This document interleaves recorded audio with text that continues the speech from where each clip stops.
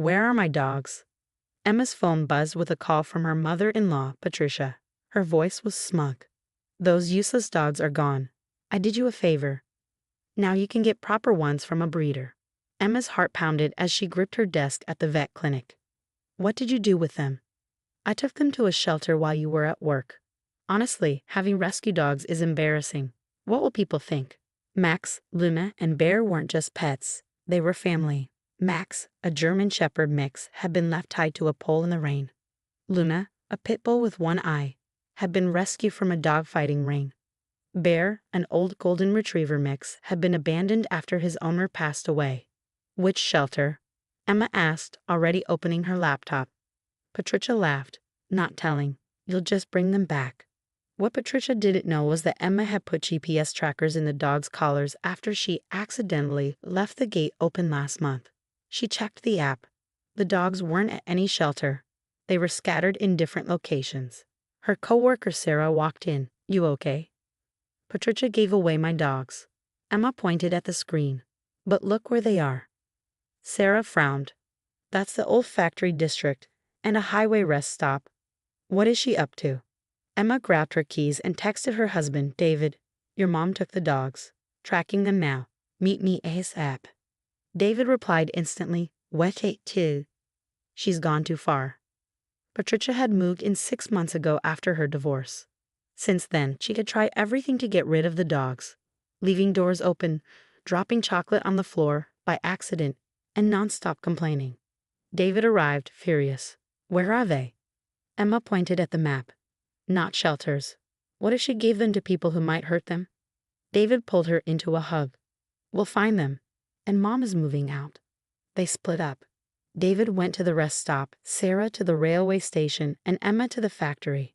At the warehouse, a rough-looking man stood outside, smoking. He eyed Emma. You lost? My dog is here. Black pit bull, one eye, she said firmly, showing him a photo. She has a tracker, and I already told the police. His face changed. I don't want trouble.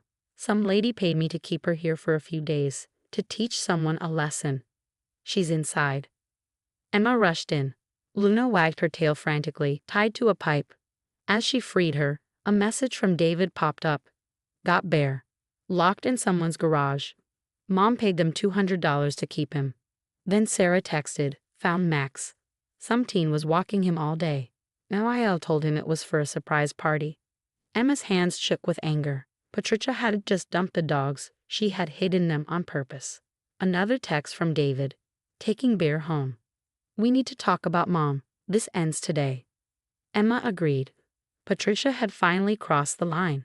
She wanted control, wanted to prove she could take away what mattered most, but she had made one big mistake. She underestimated just how far Emma would go to protect her family, human and canine alike. Taking a stand. When I pulled into the driveway with Luna, Patricia stood on the porch, arms crossed. Her smug expression disappeared when she saw the dog. How did you? She started, then quickly recovered. Emma, you're making this harder than it needs to be. Those dogs are beneath our family status.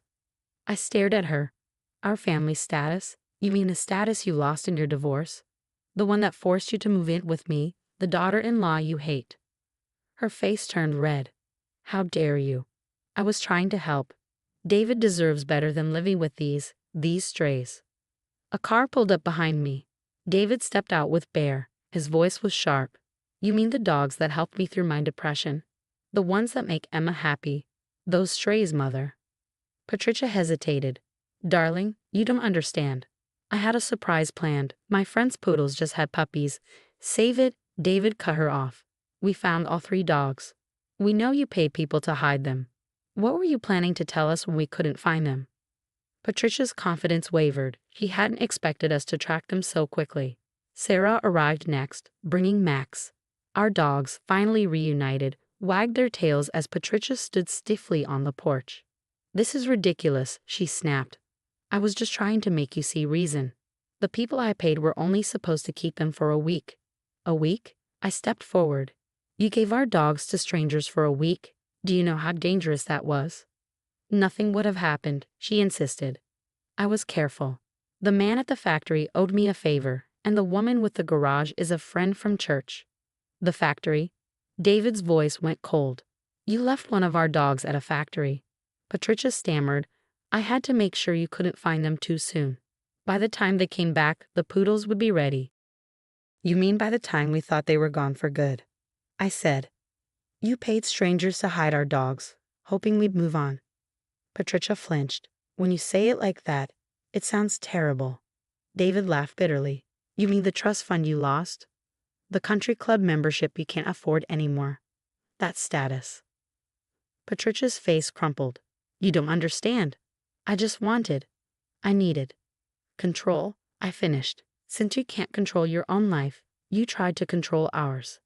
The dogs huddled close, sensing the tension. Luna pressed against me, while Max and Bear stood beside David. David's voice was firm. You're leaving. Today, pack your things. But where will I go? Patricia's voice rose. You can't throw me out. I'm your mother. You're the woman who stole and hid our dogs, I said. We have GPS proof of where you took them. We have witnesses who confirm you paid them. Do you want us to call the police? Her face went pale. You wouldn't dare. Try us, David said. You have 3 hours to pack. After that, we're changing the locks. Patricia stormed inside, slamming doors as she packed. I knelt to hug our dogs, the relief hitting me all at once. David sat beside me on the grass, wrapping his arms around us. I'm so sorry, he whispered. I knew she was difficult, but I never thought she'd go this far. The GPS saved us, I said, stroking Max's fur. I never thought we'd need it, to protect them from her. Sarah crossed her arms. You know this isn't over, right? She won't just leave quietly. I watched Patricia's shadow move past the upstairs windows. I know, but this time, we have proof. She can't talk her way out of this. The next few hours were tense as Patricia packed, making sure to slam every door. But as I sat with my dogs, I felt stronger. This wasn't the end. Women like Patricia didn't give up easily. But today, we stood up to her. And sometimes the family you choose, especially the ones with fur and wagging tails, is more loyal than the one you're born into. 3 months after Patricia's dramatic exit, life had settled into a peaceful rhythm. The dogs were thriving, no longer walking on eggshells in their own home. David had installed security cameras around the property, a necessary precaution given his mother's tendency for dramatic gestures. We'd heard through family that Patricia had moved in with her sister in Colorado, telling anyone who would listen how her son and daughter-in-law had cruelly thrown her out. But the GPS data and witness statements told a different story, one that kept her from attempting any legal action against us. One quiet Sunday morning, as I sat on our porch watching the dogs play in the yard, a familiar car pulled into our driveway. My heart skipped a beat when Patricia stepped out, looking thinner and more subdued than I remembered. The dogs noticed her immediately. Luna and Max moved to stand guard on either side of me, while Bear watched cautiously from the yard. Their protective instincts never failed to amaze me. Emma, Patricia said softly, stopping at the bottom of the porch steps, may I speak with you? I noticed she wasn't trying to come closer, respecting the boundary the dogs had created. David's not home, I replied. I know. I came to talk to you, actually. She clutched her purse tightly. And to apologize. Those weren't words I ever expected to hear from Patricia. I studied her face, looking for signs of manipulation. Go on. My therapist. She paused, seeming embarrassed. After everything happened, my sister insisted I get help. The therapist helped me see some things about myself. About why I did what I did. The dogs remained alert but calm. They'd always been good judges of character, and right now, they weren't showing signs of distress. It wasn't about the dogs, was it? I asked, though I already knew the answer. Patricia shook her head. No, it was about control. After the divorce, losing my status, my friends, I felt powerless. Taking control of your lives, your home, even your pets. It was my way of feeling powerful again. She wiped a tear. It was wrong. All of it. I remained silent, letting her continue. Seeing how far you went to protect them, she gestured to the dogs. It made me realize something. You didn't just save these dogs once when you rescued them. You keep choosing them, keep protecting them, every day. That kind of loyalty, it's what I should have shown to my own family. Luna had relaxed slightly, her tail giving a tentative wag. Even she could sense the shift in Patricia's energy. I've been volunteering at a shelter in Colorado, Patricia continued, trying to understand. To make amends, I suppose. Last week, I helped reunite a lost dog with its family. Seeing their joy, I finally understood what I tried to take from you. I stood up, walking down the porch steps. The dogs moved with me, a furry honor guard. Why are you really here, Patricia? To say I'm sorry. To ask if there's any way to start rebuilding what I destroyed. Not just with the dogs, but with you and David. I've lost so much already. I don't want to lose my son too. Looking at her now, I saw something I'd never seen before. Genuine humility.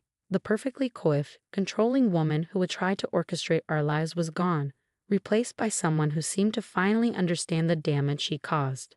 It won't be easy, I said finally. Trust, once broken, takes time to rebuild. But if you're serious about making amends, about respecting our boundaries and our choices. I am, she interjected quickly. I know I don't deserve another chance, but I'd like to try. Maybe we could start with short visits. Supervised, of course. I'd like to properly meet the dogs, learn their stories. Bear, always the most forgiving of our trio, had wandered closer to Patricia. She remained still, letting him approach on his own terms.